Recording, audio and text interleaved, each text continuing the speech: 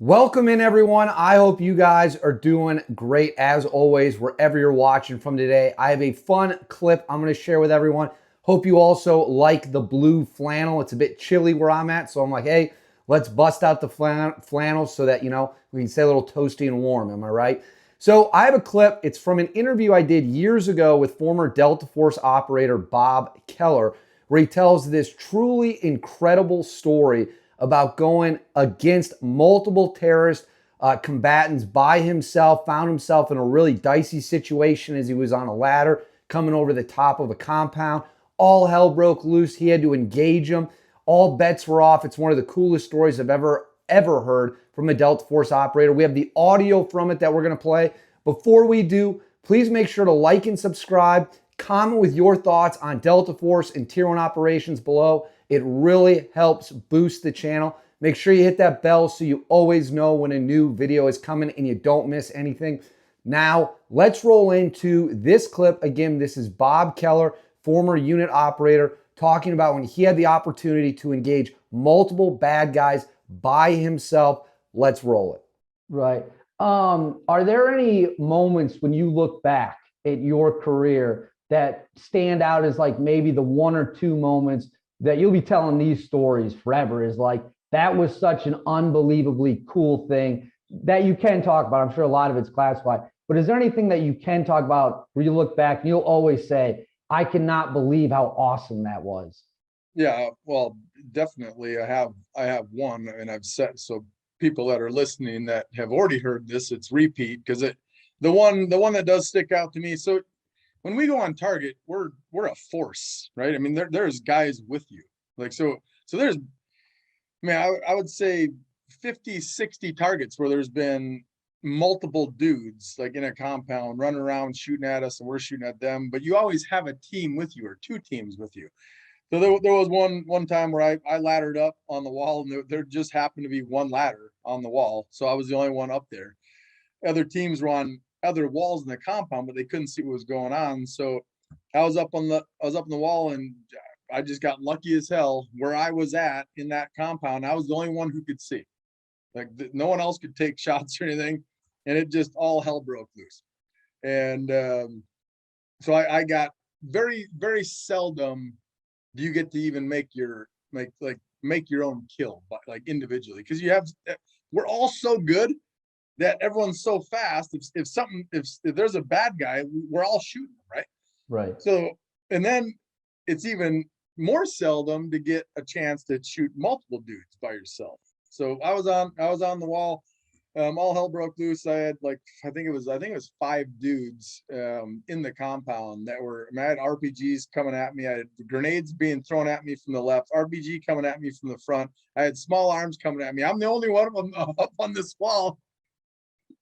And I got to engage all those targets by myself, and it was not only it was good for like training, because up until then, multiple targets by yourself, it was always like the rhythm drill or cadence drill. And I remember, like, I mean, to this day, and it's good as an instructor, I can like now bring this to civilians, like better ways to train. I remember on the wall by myself shooting these dudes, thinking the fucking way that I've been training multiple targets is fucking totally wrong. Like rhythm drill and cadence drill is not a thing, because you can only shoot one guy, like you can only kill one guy at a time, right? And that's what it was. So it was cool for that on the train side. The funny thing was on it, because everyone wants to get some. So like we for some reason we only had one ladder, and like while I was shooting, you could like I don't know if I saw them or I just heard them underneath me. They were all like, "What the fuck is going on?" Like I'm just getting it on right on the wall. No one else was getting any play, so they were scrambling to get fucking ladders. The other teams were trying to come over the wall that I was at.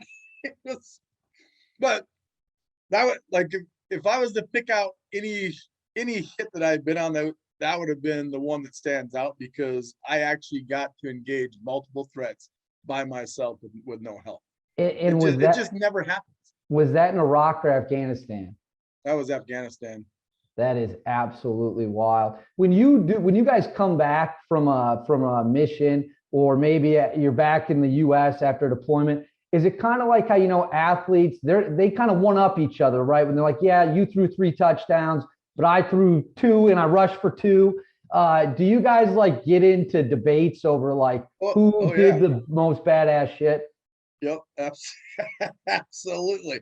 It's usually the new guys, because I'm telling you, it is the greatest show on earth. Like we get to pick targets that we know we're gonna like either take contact at, or it's gonna be a big target. So they're finally getting their shot to like get in real good gunfights, and it's always the newer guys that are coming in. They're like, man, did you see me do this? Did you see me do that? And it's always the guys that have like multiple deployments with they're like, man, we all fucking did the same thing, They're like, oh, well, we were the first though, Yeah, we talk about it all the time. I mean, it's funny.